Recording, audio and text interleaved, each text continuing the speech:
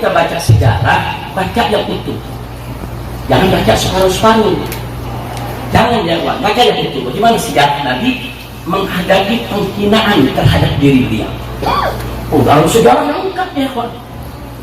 Kita boleh buka Sahih Bukhari, Sahih Muslim, kita buka Jami'ut Tirmidzi, kita buka Sunan Abi Daud, Sunan Nasa'i, Sunan Ibn Majah, kita buka kitab-kitab tarikh. Saudara, bersebaran berserakan riwayat-riwayat bagaimana cara Nabi dan para sahabat menghadapi orang yang menghina Nabi alaihi salatu wassalam.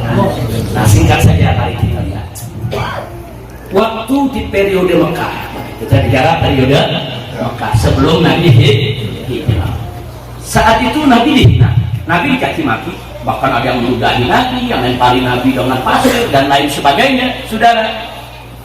Nah, kemudian Nabi tidak membalas. Kenapa? Nah, kalau soal ini, saudara, anak Rodul Atfal juga bisa jawab. Loh, kenapa Nabi tidak balas? Saudara, karena saat itu umat Islam masih minoritas. Umat Islam jumlahnya masih sedikit. Kalaupun banyak yang masuk Islam, banyak dari kalangan masyarakat yang lemah, saudara. Jadi umat Islam ketika di Mekah belum punya kekuatan. Kalau belum punya kekuatan terus dihina, diam, nggak usah kaget, saudara. Kita pun saat ini kalau minoritas dihina, ya bisa buat apa? Jadi itu nggak usah diperdebatkan, jangan kemudian itu dijadikan dalil untuk sepanjang zaman. Wah, kalau begitu dihina tuh Nabi disiram pasir diam, tuh Nabi diludahin diam. Tunggu dulu, Anda cuma lihat periode Mekah, belum lihat periode lanjutannya, saudara. Dan Nabi itu cerdas, Nabi itu pandai, Nabi kita itu, saudara, luar biasa, memiliki kecerdasan, kepandaian, kepintaran, saudara, di atas semua manusia yang ada. Jadi Nabi tahu menempatkan posisi, kapan harus dihukum seseorang yang menghina Nabi, kapan harus dibiarkan, kapan kita harus diam, kapan kita harus bicara, kapan kita harus bertindak.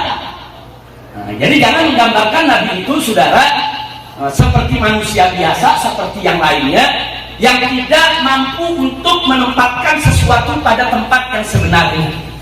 Nah, jadi kenapa saat itu Nabi dihina, kok sahabat diam? Nah, boro-boro sahabat membela Nabi, mau mempertahankan akidahnya aja setengah mati. Bayangkan Ammar bin Yasir, ibu bapaknya dibunuh depan matanya, saudara. Bagaimana dengan Bilal, saudara, dipentang di tengah padang pasir, diikat, dikambuki, ditindih dengan batu karang yang besar. Umat Islam saat itu boro-boro membela Nabi yang dihina, saudara. Ini mau jaga keselamatan diri aja setengah mati. Kenapa? Karena posisi umat Islam masih lemah. Bukan lemah imannya ya, tapi lemah fisiknya, lemah jumlahnya, lemah personilnya, saudara. Ya wajar kalau saat itu orang-orang kafir yang hina Nabi masih dibiarkan. Kira-kira jelas tidak? Sekarang yang kedua, waktu Nabi hijrah ke Taif. Sebelum Nabi hijrah ke Madinah, beliau berusaha hijrah ke Taif. Nah, sampai di Taif apa yang terjadi? Beliau diusir, ditipuki, disambiti, dicaci-maki, sampai luka, sampai berdarah-darah. Sudah, sampai-sampai malaikat datang kepada Nabi menawarkan diri, murni ya Rasulullah, perintahkan kepadaku ya Rasulullah, engkau terbalikan ini gunungnya ada di Taif untuk dimusnahkan itu warga Taif. Tapi Nabi tolak, ya berhenti dulu sampai di sini. Malaikat menawarkan bantuan menghancurin Taif. Saya bertanya, malaikat mampu? Mampu. Kalau Nabi menganggukkan kepala, selesai. Selesai kalau Nabi mau balas ya. Tapi saat itu apa yang dijawab oleh Nabi kepada malaikat yang datang? Kata Nabi, la bal arju an yakhruja min aslabihim man yu'minu billahi wa rasulih. Jangan. Bahkan aku memohon kepada Allah, berharap kepada Allah agar di suatu hari nanti akan lahir dari keturunan mereka orang-orang yang beriman kepada Allah dan beriman kepada Rasulullah sallallahu alaihi wasallam. Sudah. Nah, di sini ada pelajaran buat kita. Kenapa Nabi nggak balas? Nah, kalau di Mekah kita bilang waktu itu tadi lemah, umat Islam nggak bisa balas. Kali ini bukan nggak bisa balas nih, ada malaikat datang nawarin diri, kalau balas bisa. Bisa, cuman ada satu kunci yang Nabi ajarkan kepada kita ya ikhwah. Nabi saat itu melihat penduduk Taif ini sebagai korban propaganda kafir Quraisy. Lah, kan Nabi nggak kenal mereka nggak kenal Nabi. Kok bisa-bisanya mereka nolak Nabi alaihi salatu wassalam?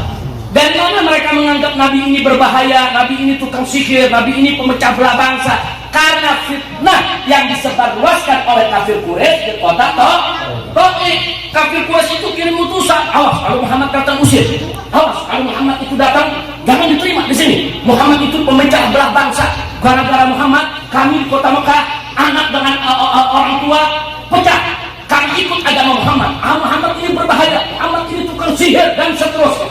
Sehingga masyarakat Taif termakan isu tadi ya. Artinya apa? Mereka nggak tahu, mereka cuma korban. Inilah dasarnya Nabi. Nabi nggak mau menjatuhkan hukuman kepada korban ya. Jadi mereka ini nggak tahu apa-apa. Bahkan Nabi doain, Nabi kesian ini mereka nggak tahu apa, mereka nggak ngerti, cuma ikut-ikutan, kemakan isu. Maka itu Nabi nggak hukum sudah. Subhanallah. Kira-kira jelas ya? Cerdas nggak kita punya Nabi? Cerdas. Oh ini korban.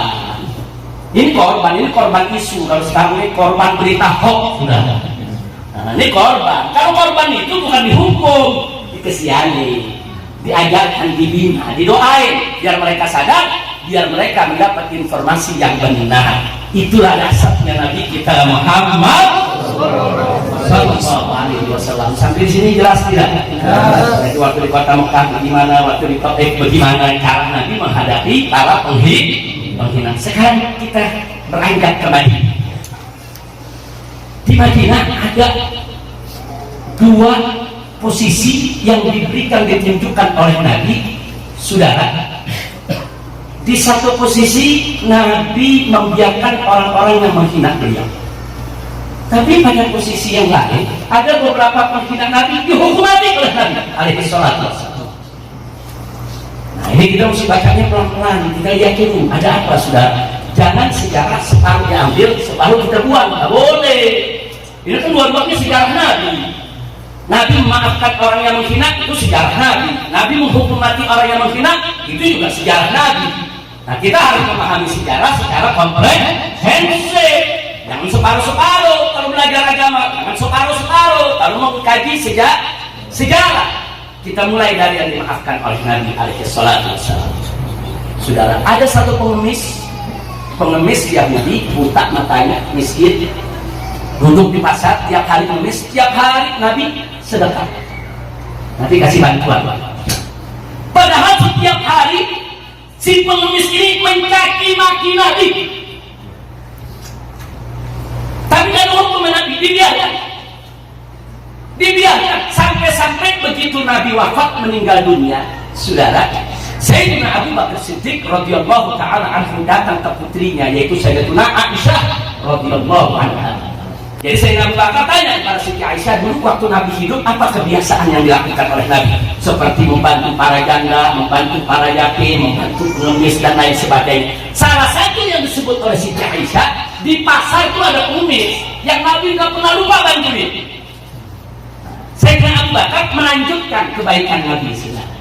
Nah, ini satu cintanya Sayyidina Abu Bakar Siddiq radhiyallahu anhu kepada Nabi kita Muhammad sallallahu alaihi wasallam. Dulu yang pernah dibantu Nabi janda mana? Dibantu Abu Bakar Siddiq. Dulu yang pernah dibantu sama Nabi yatim mana? Dibantu oleh Sayyidina Abu Bakar Siddiq.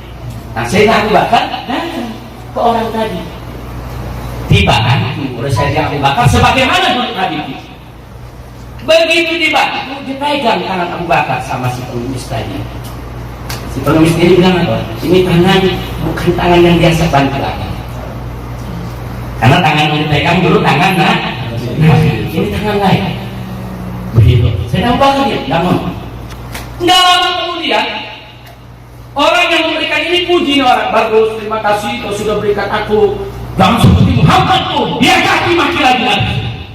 Kaget Sayyidina Abu Bakar. Sayyidina Abu Bakar kaget tanya sama itu orang, kau nggak salah mencaci maki Muhammad? Ya Muhammad begini. Kau tahu Muhammad itu? Kau pernah ketemu Muhammad itu? Dia nggak tahu ya Pak. Dikasih tahu oleh Abu Bakar Siddiq, kau tahu orang yang setiap hari membantumu di sini, yang tadi kau sebut tangannya begitu lembut penuh kasih, itulah Muhammad yang membantu. Oh, kaget. Orang tadi kaget, menyusul, menangis, saudara. Nah, jadi kita lihat di sini, saudara. Pertanyaannya, kenapa Nabi nggak hukum? Kenapa Nabi nggak bunuh, saudara? Saudara, ada orang miskin, matanya buta, ngemis di tengah pasar, menghina Nabi. Terus kalau Nabi bunuh, apa kata dunia, saudara? Kira-kira dunia bilang, betul. Orang miskin, orang buta, orang yang nggak ngerti apa-apa dibunuh. Apa kata dunia, saudara? Nabi itu cerdas, saudara. Ini orang buta, nggak tahu apa-apa, nggak ngerti apa-apa. Udah biarin aja, kenapa sih? Itu dasar di jiwa kita punya Nabi. Nabi tahu mana mesti dihukum, mana tidak perlu dihukum, saudara. Nah, jadi nggak setiap orang main hukum, tiap orang main hukum, saudara. Enggak. Kita kalau menegakkan hukum, jangan hanya terpaku kepada faktor hukum. Di sana ada faktor kemanusiaan, di sana ada faktor keadilan, di sana ada faktor-faktor lain yang harus kita lihat, ya kawan. Tidak hanya monoton bicara soal hukum. Kalau bicara soal hukum, yang mesti dihukum Nabi, selesai. Nah, tapi nggak begitu. Pola pikir Nabi kita bisa lihat, oh ini perempuan, kalau nanti dibunuh apa kata dunia, ya kawan. Nah, Nabi diam, nanti juga ada bakal tahu siapa itu Muhammad. Nanti juga bakal tahu siapa yang membantu dia. Buktinya begitu dia ketemu Sayyidina Abu Bakar tegur, nyosor, nangis. Saudara, dia nggak pernah sangka. Yang lebih membuat dia lebih sedih lagi, saudara, itu orang yang membantu di kaki tiap hari, tapi tetap membantu. Subhanallah. Itulah Nabi kita Sayyidina Muhammad Sallallahu Alaihi Wasallam. Nah, sekarang mari kita lihat lagi. Ada lagi orang kafir, saudara, Yahudi, nagih utang kepada Nabi. Nabi ada, saudara, belum waktunya dibayar. Utang kan biasanya ada janji bulan depan dibayar, belum waktunya dari tadi. Nah, mungkin si Yahudi ini lagi butuh, saudara. Nah, cuma naginya nggak sopan. Begitu nggak sopan, sahabat Nabi yang duduk di samping Nabi berdiri, ya Rasulullah, da'ni an akta'aras. Ya Rasulullah, izinkan aku biar aku tebas batang leher orang ini. Kurang aja. Kalau nggak salah sahabat saat itu yang duduk di samping Nabi, Sayyidina Umar itu Khattab. Sayyidina Umar marah. Apa kata Nabi? Ya Umar, tenang, Idris Madana duduk. Seharusnya kau nasihati dia supaya sabar lagi utang. Dan mestinya kau nasihati aku supaya buru-buru bayar utang. Subhanallah. Jadi artinya kenapa Nabi nggak izinkan untuk dibunuh? Ini bukan urusan agama, ini urusan dunia, urusan utang. Piutang, saudara. Karena ini urusan dunia, urusan utang piutang, urusan Nabi sama Yahudi. Jangan Umar, nggak boleh sembarangan bunuh orang, saudara. Subhanallah. Jadi terjawab, kenapa nggak dibunuh? Kenapa nggak dihukum mati? Karena itu urusan pribadi. Ini dasarnya karakter kita punya Nabi. Kalau urusan pribadi, Nabi dihina, Nabi dicaci maki, Nabi tidak akan balas siapa. Kalau urusan pribadi, enggak, Nabi pemaaf. Tapi kalau urusan agama, saudara, coba mendekatkan, coba diundangkan, pasti Nabi akan mendekatkan hukum, saudara. Jadi tolong dibedakan karakter kita punya Nabi. Kalau pribadi, Nabi maafi. Kira-kira jelas tidak? Oh, ini pribadi, urusan utang dia marah, ya sudah. Nabi maafi. Yang ketiga, saudara, waktu Nabi dan para sahabat di kota Madinah ini mau berangkat perang. Begitu berangkat perang di jalan, saudara, ada beberapa kuda para sahabat itu meminjam pekarangan kebun orang Yahudi. Orang Yahudi punya kebunnya diinjak pasukan, kan rusak kalau kuda pada masuk ya. Marah ini Yahudi, marah keluar sumpah serapah. Sudah, antum bisa bayangkan. Inilah pada mau perang, di kuda perang, pakai pedang, ada Yahudi naik kaki. Kira-kira bagaimana? Wah, hari mati gitu sudah. Sahabat marah, udah cabut pedang, kurang ajar. Begitu Nabi tahu Nabi tahan, jangan. Mestinya Nabi nasihati si Yahudi ini untuk sabar, dan kita harus ganti rugi dia punya kerusakannya. Subhanallah. Saya mau tanya kepada semua yang ada di sini, dahsyat tidak kita punya Nabi? Sabar tidak? Damai tidak? Mulia tidak? Sallu ala Nabi. Nggak dikasih Nabi, ganti. Ini urusan dunia, kita merusak kebunnya, ganti. Bukan kita marah kamu pedang membunuh dia, ya Pak. Betul, dia salah nyaki-maki orang, dia salah nyaki-maki. Nasihati, jangan nyaki-maki. Nanti kerusakannya kita ganti. Jangan nyaki-maki kan karena dipikir kerusakannya nggak diganti. Ganti, begitu terima ganti dia diam. Yahudi nggak marah-marah lagi ya. Nah ini cara Nabi menyelesaikan masalah, nggak main bunuh dia keluar. Nah, singkat cerita sekarang bagian kedua. Nabi masuk ke dalam masjid, sahabat kumpul dalam masjid. Ada dalam riwayat Sahih Bukhari. Kata Nabi alaihi salatu wassalam, "Man yakfini amma yu'ti." Siapa di antara kalian yang bisa menyelesaikan orang yang selalu menyakiti? Orang ini selalu menyakiti. Dia caci makiku di mana tempat. Namanya Ka'ab ibn Ashraf, tokoh Yahudi ya. Kemudian seorang sahabat Muhammad bin Maslamah angkat tangan, "Ana ya Rasulullah. Aku yang akan selesaikan dia ya Rasulullah." Keluar dari masjid cari itu orang, dibunuh dia. Dibunuh, penggal kepalanya, bawa depan Nabi. Selesai. Kenapa yang ini dibunuh, kok yang itu nggak dibunuh ya Tuhan? Yang tadi urusan kebun, urusan utang, urusan perempuan miskin di tengah pasar ya Tuhan. Nabi maafkan, Nabi biarkan. Tapi yang ini lain, ini tokoh Yahudi keluar masuk kampung, keluar masuk rumah, di mana-mana memfitnah Nabi, di mana-mana menghina Nabi. Nabi tidak terima, makanya Nabi katakan, "Man yakfini amma yu'dhi." Siapa di antara kalian, hai sahabatku, yang bisa menyelesaikan orang ini, yang selalu menyakitiku? Berangkat sahabat, sudah. Ini ada dalam Sahihul Bukhari, bukan hadis dhaif. Ini bukan hadis maudhu, saudara. Ini hadis sahih. Berangkat. Nah begitu juga ada satu lagi, saudara. Satu lagi Yahudi namanya Abu Rafiq. Sudah. Sama. Nabi kumpulkan lagi sahabat. Nabi tanyakan siapa yang siap untuk membunuh daripada Abu Rafiq tadi. Sahabat angkat tangan lagi, berangkat, dicari, dibunuh, selesai. Nah sahabatnya banyak ngomong ya Tuhan, mana menyakiti Nabi? Apalagi sudah diperintah oleh Nabi, jangan berangkat, dibunuh atas perintah Nabi. Jadi jangan kita kemudian malu cerita, malu nih, masa sih Nabi mengirim sahabat untuk bunuh orang? Ya ikhwan, ini Nabi sedang menegakkan hukum, bukan Nabi ganas, bukan Nabi jahat. Ini hukumnya dari Allah. Enggak boleh orang menghina Nabi Muhammad sallallahu alaihi wasallam. Kalau enggak mau dibunuh, ya jangan hina Nabi. Selesai, saudara. Dan nggak sampai di situ, saudara. Beberapa sahabat di tengah jalan bertemu dengan orang yang menghina Nabi, dibunuh. Sayyidina Ali pernah bunuh satu perempuan Yahudi di tengah pasar, sudah dibunuh karena menghina Nabi. Abdullah ibn Zubair pernah bunuh orang, Khalid bin Walid dibunuh. Siapapun yang menghina Nabi ya. Dan semuanya direstui oleh Nabi alaihi salatu wassalam. Tidak ada satupun yang tidak direstui oleh Nabi. Padahal Nabi nggak nyuruh dia. Kalau tadi kan Nabi suruh tuh Abu Rafiq sama Ka'ab bin Ashraf. Kalau ini Nabi nggak suruh. Sahabat tadi jalan ada orang menghina Nabi. Dikasih peringatan nggak ngerti, dibunuh. Habis itu baru lapor Nabi. Aku membunuh seseorang ya Rasulullah. Kenapa kau bunuh? Karena dia menghina, aku nggak kuat. Selesai.